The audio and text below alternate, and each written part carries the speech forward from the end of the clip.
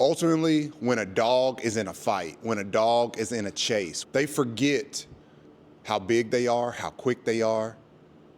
They have one thing on their mind and one thing on their mind only, and that is to devour. As an elite athlete, this is the mindset you eventually have to develop in order to be your best.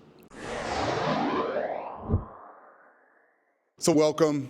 I am calling this our Capstone class to our Dog Energy series. If you've been watching our Dog Energy series, you know that creating dog energy is all about activating our animalistic instinct every time we step on the court. Meaning, too many players are not taking their skills and talents into the game with them, whether they're overthinking, whether there's some anxiety or fear there, whether there's some lack of confidence. Ultimately, when a dog is in a fight, when a dog is in a chase, they forget how big they are, how quick they are. They have one thing on their mind and one thing on their mind only, and that is to devour. As an elite athlete, this is the mindset you eventually have to develop in order to be your best. You have to develop the mindset to devour every time you step out on this court. We've been having some great topics on how you develop this, what you're doing in the dark, what you're doing in games. And as our capstone to cap all this off, today's topic is going to be about disrespect. Because at the end of the day, dogs don't disrespect. The reason we're talking about this is because when you get that dog energy and you develop it, you may have a tendency to become disrespectful, to think that dog energy is about being disrespectful. We've even talked about how dogs do things differently, how they walk according to their own path when it comes to certain things, when it comes to protecting their confidence, when it comes to protecting the things that make them special. But what we have to remember as you get set to graduate with this dog energy diploma is dogs aren't disrespectful. First and foremost, dogs are one of the most submissive beings known to man. That's why they are literally called man's best friend. Because although the dog has all this power, although the dog has all this bite, although the dog has all this might, it chooses to be submissive to the mission of the master, whatever that is. In that same vein, you all have to know that you can't be disrespectful. Players who have developed a dog energy and intensity are never disrespectful to the game. You can never not play hard. That's what the dog energy is about. You can never not be ready. You can never think you're better than the game. You can never think you're better than your teammates. You can never think you're bigger than the team. You can never think you're bigger than the program. You can never think you're bigger than the bigger picture.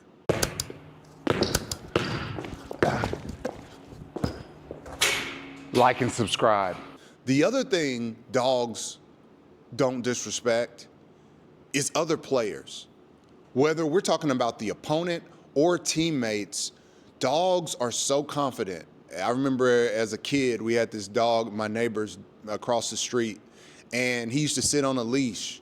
He was a big, mean, old, gnarly dog. We used to go by and like jump at him and throw stuff at him and do all these things to try to get him to chase us on that leash because we knew he could only go so far.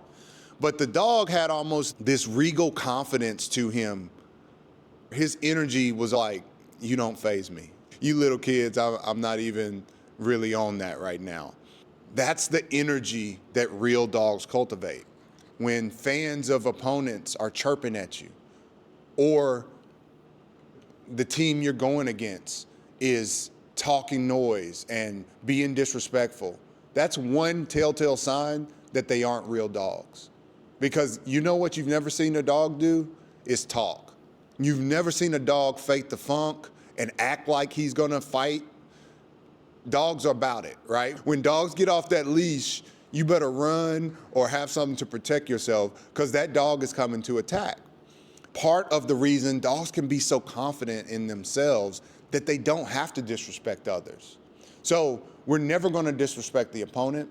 Next, we're never going to disrespect our teammates, okay? There's always going to be times where you have haters, and those can even be your teammates. You can have doubters. Those can be your teammates. Those can be some of your closest fans. Those could be some of your closest supporters. But often they're not dogs themselves.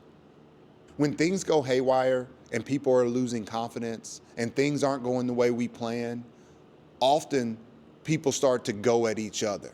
I've been on many teams where my teammates were some of my biggest haters, where the people that I'm going to battle with don't actually like me or believe in me. That can happen, even if it's just for small moments where we lose confidence in one another because we don't know how to explain why we're not getting the job done. But what a dog doesn't do is bite back at teammates. And not only does a dog not do disrespect, but a dog really disguises his dog energy. Because when you see dogs walking around and they're on the leash and the kid comes up to them and they ask the owner, does he bite? And the owner says, no, he's a good dog. Now, here's one thing we know about every dog. All dogs that have teeth bite. They have the ability to bite. They can bite and be placed in situations that cause them to bite. But what do most owners say? Oh, go ahead and pet him. He's a good dog. Because dogs have the ability to disguise their dog energy.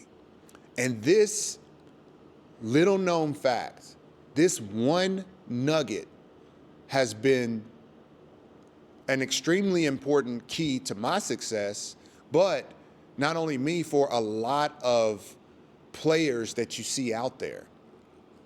They disguise that dog energy. They act as though everything is all good at all times. They're friendly with opponents, friendly with teammates. They're inviting to everyone, but at the same time, they have the ability to bite when needed. They have the instinct to devour when the competition gets critical. These are the things you have been tasked to develop. This is the mentality that you are now responsible for. It's almost like somebody who's been trained in martial arts. The first thing they have to do when they've been blessed with this little known knowledge is to protect it, is to use it in humility, use it in meekness. Because if you've ever seen the karate guy or the MMA guy, when they are confronted with somebody who's out of pocket, with somebody who's being disrespectful, they're the calmest person in the room. Why? Because they know there's a dog inside. And once you let that dog out, somebody's going to be in trouble, and it's not going to be them. And as someone who you have now graduated with your dog energy diploma, you have to protect that energy. It's not to be wasted. It's not to be trifled with. It's not to be used at unimportant times. This is almost like your superpower. You're going to use it as almost like a protector for your team, a protector for yourself, for your skills, for your talent. Why? Because ultimately, when we get into competition, it's eat or be eaten, right? And as such, you understand when to use the dog energy. So we're not going to be disrespectful. Dogs are never disrespectful, and dogs are always in disguise. If you can do those two things and utilize that dog energy when you need it most, this one topic will take your game to a completely new level. You'll begin to see things completely differently. You'll gain a new confidence. You're actually going to activate all the skills and talent that make you different and that make you great. Thanks for watching our Talkback Thursdays. I want to hear your thoughts on our topic of dog energy. Go back and watch all the videos. Talk back to me in the comments. Tell me more about your dog energy story. And if this series has helped you to graduate with your dog energy diploma, type diploma in the comments, because that lets me know that this content has helped. As always, like and subscribe, and thank you for watching.